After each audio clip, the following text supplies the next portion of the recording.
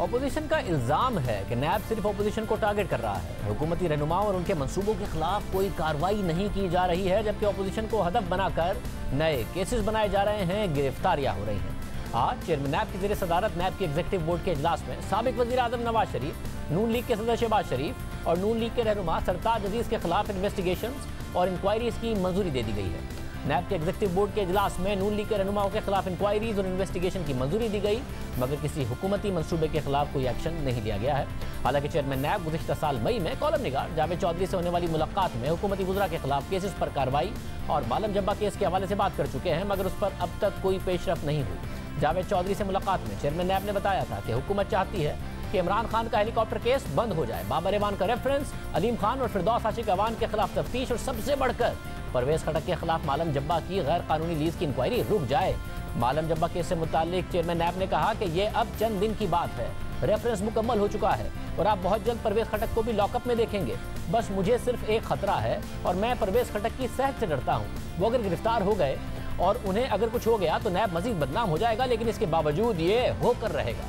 मालम जब्बा का रेफरेंस तगड़ा है, परवेज खटक को भी अपनी करप्शन का हिसाब देना होगा।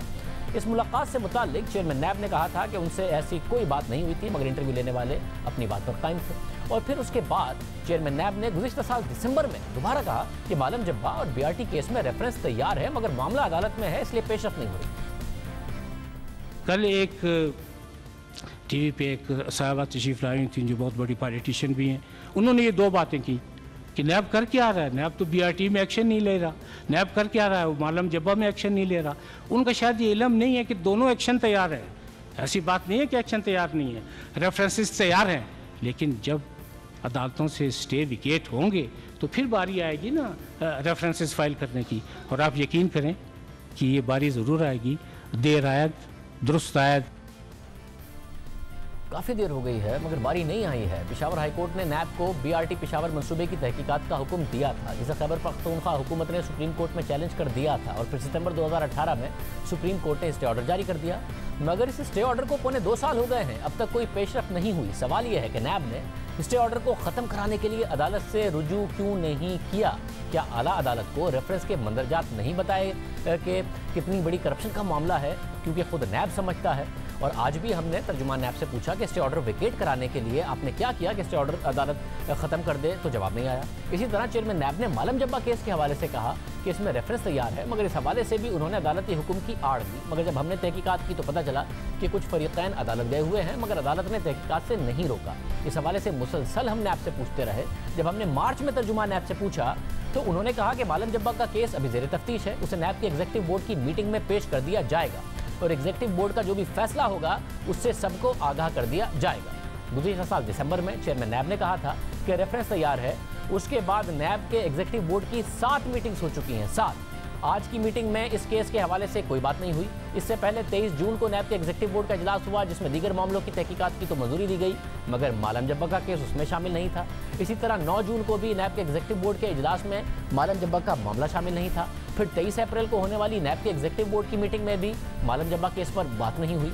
26 फरवरी की नैब एग्जीक्यूटिव की मीटिंग हुई तो उसमें भी मालम जब्बा का केस शामिल नहीं था। 16 जनवरी और फिर गुज़िश्ता साल 11 दिसंबर को होने वाली नैब एग्जीक्यूटिव बोर्ड की मीटिंग में भी मालम जब्बा केस पर बात नहीं हुई। अब तक मालम जब्बा केस के हवाले से कोई पेशरफ सामने नहीं आई है। आज भी हमने तर्जुमान नैब से पूछा कि आज के नैब के एग्जीक्यूटिव बोर्ड के इजलास में मालम जब्बा केस से मुताल्लिक क्या फैसला हुआ है, तो उन्होंने जवाब दिया कि आज की नैब एग्जीक्यूटिव बोर्ड की मीटिंग लाहौर के केसेस से मुताल्लिक थी। और जब हमने उनसे पूछा कि चेयरमैन नैब ने गुज़िश्ता साल दिसंबर में कहा था कि मालम जब्बा का रेफरेंस तैयार है, जब से लेकर अब तक एग्जीक्यूटिव बोर्ड की मीटिंग्स में क्या मालम जब्बा में कोई पेशरफ नहीं हुई, तो उन्होंने फिर कोई जवाब नहीं दिया। दिसंबर से लेकर आज तक 7 नैब की एग्जीक्यूटिव बोर्ड की मीटिंग हुई है, मुतादिद इंक्वायरीज और इन्वेस्टिगेशंस की मंजूरी हुई, मगर जब रेफरेंस बकौल नैब चेयरमैन 7 माह पहले तैयार था उसका जवाब नहीं दिया जा रहा और उस पर कोई गिरफ्तारी भी नहीं हो रही। चेयरमैन नैब ने खुद कहा था कि इन दोनों केसेस में रेफरेंस तैयार है। नैब की तरफ से रेफरेंस तैयार होने का मतलब यह है कि नैब समझता है कि इस केस में करप्शन हुई है, इसलिए उसने पहले इंक्वायरी की, फिर इन्वेस्टिगेशन की और फिर उसके बाद रेफरेंस तैयार किया। मगर इन दोनों केसेस में गिरफ्तारी नहीं की गई। जिस तरह अपोजिशन रहनुमाओं को बुलाकर बार बार तहकीकात की जाती है, क्या उस तरह परवेज खटक के साथ हुआ? अपोजिशन पहले ही इल्ज़ाम लगा रही है कि जब से चेयरमैन नैब की मुबैना वीडियो सामने आई है वो कॉम्प्रोमाइज़ हैं, वो हुकूमतों के हाथों में कठपुतली बने हुए हैं। राना सनाउल्लाह ने फिर ये मामला उठाया। सिर्फ एक ही बात के पीछे लगे हुए हैं। देखिए जी, हमने कोई नैब का चेयरमैन हमने बनाया है, नैब का चेयरमैन तो आपने बनाया है, दुरुस्त है जनाब स्पीकर। नैब के चेयरमैन की वीडियो किसने बनाई है? आपने। नैब के चेयरमैन की वीडियो दिखाई किसने है? आपने। वो जो तैयबा गुल थी उसका राब्ता किससे हुआ था? आपसे। उसके खिलाफ जो इंक्वायरीज थी वो किसने ख़त्म करवाई? आपने। उसका जो खामन था फारूक मलिक, वो जेल में था, उसको बाहर किसने निकलवाया? आपने। उसकी जो बकिया 5 वीडियोस हैं वो किसके पास है? आपके पास।